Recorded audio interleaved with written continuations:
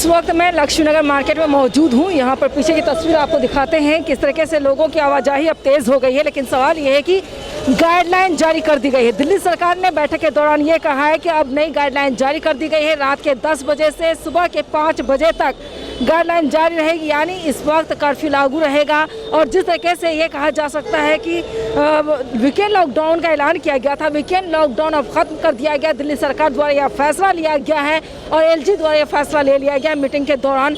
अब गाइडलाइन जो नई जारी की गई उसमें यह है कि आप रात के 10 बजे से सुबह के 5 बजे तक आवाजाही बाहर नहीं कर सकते हैं।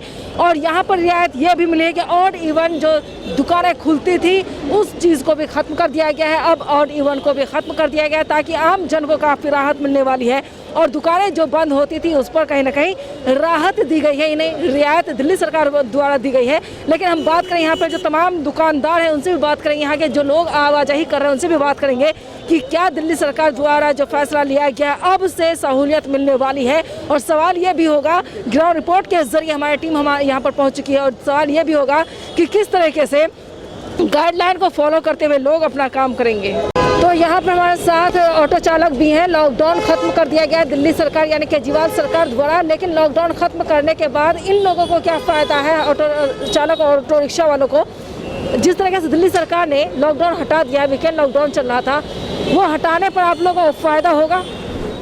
हमारे को नुकसान है, हमारे को नुकसान इसी वजह से क्योंकि दिल्ली सरकार ने क्या नाम है जो भी बसें चलाई है ना, ये जो सरकारी बसें चला रहे हैं उनके साथ साथ प्राइवेट बसें भी चला रही हैं। अच्छा। तो ऑटो में कोई जाता नहीं है, बस में क्या नाम है सब सफर कर रहे हैं। जो प्राइवेट बसें ये वाइट रंग की चल रही हैं तो वो उसमें चढ़ जाते हैं। हमारे लिए भी ऐसा करना चाहिए था उसको, केजरीवाल को। तो केजरीवाल साहब क्या कहना चाहेंगे? हम तो यही करना चाहते हैं कि हमारे को भी ऐसा रोजगार दे दें कि हम भी सरकार की तरह कर्म में, जैसे इन्होंने प्राइवेट बसें डाल दी हैं, जैसे वाइट रंग की प्राइवेट स्कूल की बसें चला दी हैं, ऑटो वालों को भी रोजगार दे दें, हमारे को भी रोजगार दे दें। जैसे ये जा रही है बस, हमें भी देना चाहिए। हमारा काम चौपट हो गया है, एक एक पाई घर का खर्चा निकालना मुश्किल है। मालिक का दिहाड़ी क्या निकालेंगे, मालिक को दे दें या घर दे दें। जो किराएदार हैं, जो रेडी वाले हैं, वो कहाँ जाएंगे, बेरोजगार कहाँ जाएंगे? और एक दो मिनट और दे देते। लॉकडाउन यानी वीकेंड लॉकडाउन को ख़त्म करने के बाद इन लोगों को क्या फ़ायदा होना है, उस चीज़ को लेकर हम ग्राउंड रिपोर्ट पर पहुँचे हैं। हमारे साथ ऑटो चालक, रिक्शा चालक हैं। जी नमस्कार।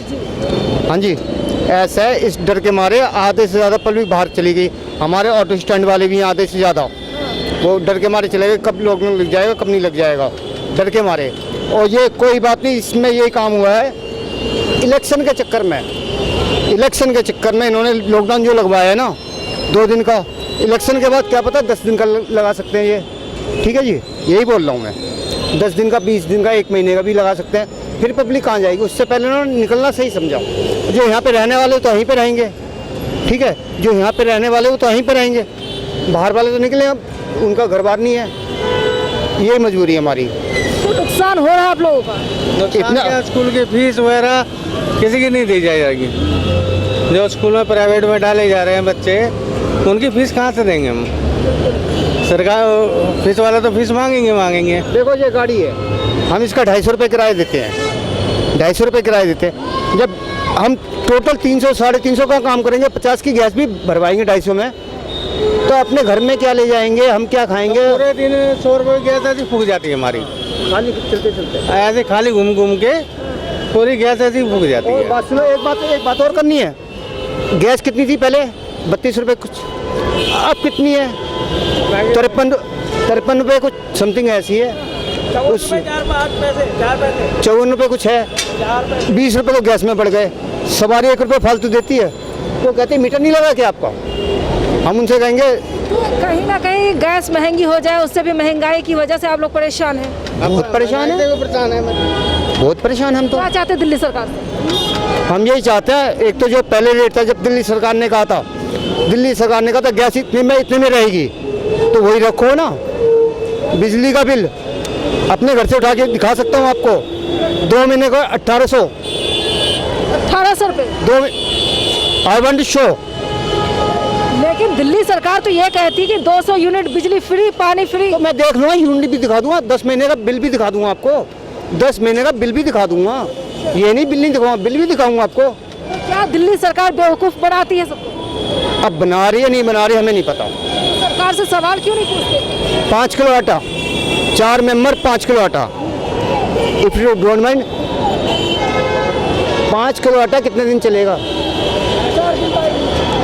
5 बंदों में 4 बंदों में हमारे 4 मेंबर हैं, कितना दिन चल जाएगा? हमने आटा दे दिया, तेल दे, कौन सा तेल दिया हमें? तेल रिफाइंड इतना महंगा हो रहा है सब जगह, क्या करें अब? 190 रुपये, 190। जहाँ पहले 100 रुपये का मिलता था वहाँ 190 रुपये देना पड़ रहा है। तो आप लोग केजरीवाल सरकार के साथ साथ केंद्र सरकार को क्यों नहीं पूछते? केंद्र सरकार, बात सुनो, मोदी अच्छे हैं, लेकिन जो केंद्र में अंदर अंदर बैठे हैं करप्ट हैं। वो करप्ट है। बिल्कुल। मोदी अच्छे हैं तो महंगाई को दूर क्यों नहीं करते? तो बात सुनो, क्या महंगाई दूर क्यों नहीं? अरे जब मोदी ऊपर से ऑर्डर करेंगे इनको, केजरीवाल को, जब तो कुछ होगा। जब वहाँ से ऑर्डर आएगा जब तो कुछ होगा। जब मोदी ऑर्डर दिल्ली में नहीं करता, क्योंकि उनको पता दिल्ली की सरकार हमारी नहीं है। If you don't mind, Delhi की सरकार हमारी नहीं है, वो यहाँ पे करते नहीं, यूपी में करते हैं। यूपी में किसानों को सबको करते हैं। दिल्ली में क्या किया? दिल्ली में क्या किया ये बताइए। ट्रैफिक बढ़ता जा रहा है दिल्ली में। मेरी बात सुनो, आपने यूपी में कभी भी आप यूपी हाईवे पे चले जाओ, कोई पुलिस वाला आपसे पैसे नहीं मांगेगा, ठीक है। यहाँ पे हमने गलती से आगे इतनी सी लाइन पार कर ली, गाड़ी साइड में लगा ले भाई, गाड़ी साइड में लगा ले, लाइसेंस में निकाल सारे कागज। और किसी वीआईपी की गाड़ी आगे रेड लाइट निकल भी रही है, कोई टोकने वाला नहीं, कोई रोकने वाला नहीं। तो दो तरफा कानून है, हैं? दो तरफा कानून। दो तरफ, बिल्कुल। गरीब तबके को परेशान। मतलब हम हैं यहाँ के, वो हैं वहाँ के, समझ रहे हैं आप? बेटा मैं यहाँ पे रोड पे, वो है गाड़ी में। बिल्कुल बिल्कुल। Thank you ma'am. तो जिस तरीके से इन्होंने कहा कि गैस महंगी हो गई, जिसकी वजह से परेशानी हो रही, महंगाई की जो मार है ये लोग झेल रहे हैं, ये लोग काफ़ी परेशान हैं। और ये भी दिल्ली सरकार बार बार कहती है बिजली मुफ्त, पानी मुफ्त, लेकिन इन्होंने जिस तरीके से ऑटो रिक्शा चालक ने कहा कि ना बिजली मुफ्त है ना पानी मुफ्त है, 1800 रुपये का बिल आया है 2 महीने के अंदर। ये गरीब तबके के ऑटो चालक जो कि दिहाड़ी 300 रुपये कमाते हैं, उनका क्या हाल होगा समझ सकते हैं। आटा चावल सारी चीज़ों को देखना है, इसके बावजूद भी लोग परेशान। लेकिन दिल्ली सरकार क्या वाकई लोगों को गुमराह करती है, या केंद्र सरकार को एक बार सोचना चाहिए कि ऐसे तबके के लोग कहाँ जाए और किस तरीके से अपना पेट भर पाए। हटने से हमें फ़ायदा हो गया, तो अगर लेट तक सवारी मिलेंगी, अब ज़्यादा से थोड़ा ज़्यादा पैसे कमा लेंगे बस। रात के 10 बजे तक अब रह सकते हैं तो? हाँ मैडम, रह सकते हैं। लॉकडाउन में कितना नुकसान हुआ? लॉकडाउन में क्या मैडम, अब खाने तक को पैसे नहीं हुए, घर पर पैसे भी नहीं भिजवाए अब से, अब ऐसे ही रिक्शा चलाते रहे। अब सही है? अब सही है। ये लॉकडाउन को हटा दिया गया है, उससे क्या फायदा होने वाला है आप लोगों को? हम इस बारे में कुछ नहीं बोल सकते, जो सरकार को अच्छा लगे वो करे। जनता आप है, आप वोट डालते हैं। हम एक 0 क्लास के आदमी, हम क्या बोल सकते हैं? सरकार को जो अच्छा लगता है सरकार को वो करे। लेकिन आपकी वोट तो कीमती है ना? वोट कीमती है, वोट तो जिसको जानी है उसी को जाएगी। भाजपा को जानी है, भाजपा को जाएगी, बात खत्म। उसके आगे चाहे को कितना भी दिमाग लगा ले, दिमाग किसी का चलने वाला है नहीं। तो एमसीडी का चुनाव होने वाला है, बीजेपी आएगी? हमारे तो यही मन की तमन्ना है, हमारा दिल तो यही कह रहा है भाजपा आनी चाहिए, बाकी मालिक के हाथ में है। रोजगार ये महंगाई से परेशान नहीं है? मैं अकेला आदमी, मुझे क्या परेशानी, एक वक्त की रोटी मिली जाती है। आप जैसे तो करोड़ों लोग हैं यहाँ पर। सब अपने अपने लिए जी रहे, कौन दूसरे के लिए बोलने से क्या होता है? कर जिलाने वाला मारने वाला ऊपर वाला बैठा है। कर्म करना हमारा काम है, बाकी देना ऊपर वाले का काम है। तो मोदी सरकार सही है? मोदी सरकार बहुत बढ़िया है, मेरी फेवरेट है। क्या कुछ देखा आपने? हमने बहुत कुछ देखा, हमने बहुत कुछ देखा जो 70 साल के अंदर कभी हमने देखना चाहते थे और सपने थे, वो पूरे किए मोदी जी ने। कौन सा सपना? 2-4 सपना बता दें। राम मंदिर का फैसला, घरों घरों के अंदर माँ बहनों को लेटरिन बाथरूम जो नहीं होता था, रात को जंगल में जाती थी, आज वो इज्जत से अपने घर के अंदर लेटरिन बाथरूम कर रही। और जो फायदा आप बता रहे हैं, उस जमीन पर कितना आपको उससे क्या फायदा हुआ? जमीन का मेरा कोई वो नहीं है। अब एक बात है, इस टाइम वारिस आने से पहले मोदी जी ने जो काम कर दिखाया, वो एक भगवान के समान है मोदी जी।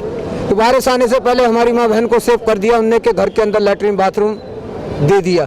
अगर इस वक्त में अगर नहीं मिलता तो हमारी क्या दिशा होती।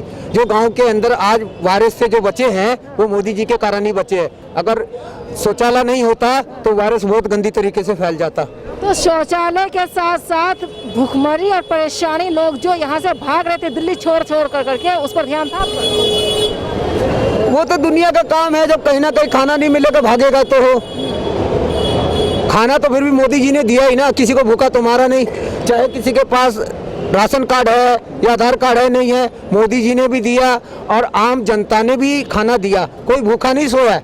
अब अपने कर्मों से अगर उसको देने के बाद नहीं खाया या उठ के नहीं लेगा तो हम क्या कर सकते हैं? मुंह तो अपना खोलना पड़ेगा ना, कोई भी काम करने के लिए कर्म करना पड़ेगा ना। अगर आप भी ड्यूटी पे हैं, आप भी हमारी लोगों की सोच लेके आप रिपोर्ट वहाँ पर पहुँचेंगे, जब भी आपको पे मिलेगी। तो अब कर्म करना हमारा काम है, बाकी मालिक बैठा हुआ है जिसने हमारा मुंह फाड़ा भरने वाला वो है। 5-7 साल से बीजेपी की सरकार है, गवर्नमेंट है, आप लोगों को क्या फायदा हुआ इससे? कुछ मिला? फायदा ये, एक तो गुंडागर्दी कम हो गई। हर आदमी पहले तानाशाही देता था, गुंडागर्दी कसता था, गुंडागर्दी बिल्कुल खत्म हो गई, जीरो पे है। कहाँ के रहने वाले हैं आप? मैं तो कोटा का हूँ। कोटा का। हाँ जी।